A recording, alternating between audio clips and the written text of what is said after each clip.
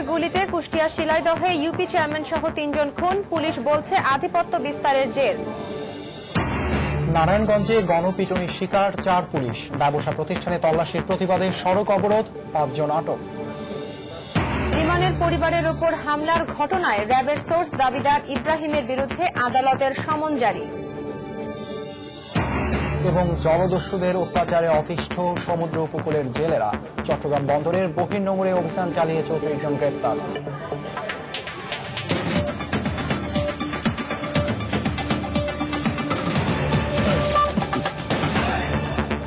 গাজীপুর উপনির্বাচনে রিমির প্রার্থিতা নিয়ে দ্বিধা বিভক্ত স্থানীয় আওয়ামী লীগ, যোগ্য জনপ্রতিনিধি অপেক্ষায় সাধারণ মানুষ।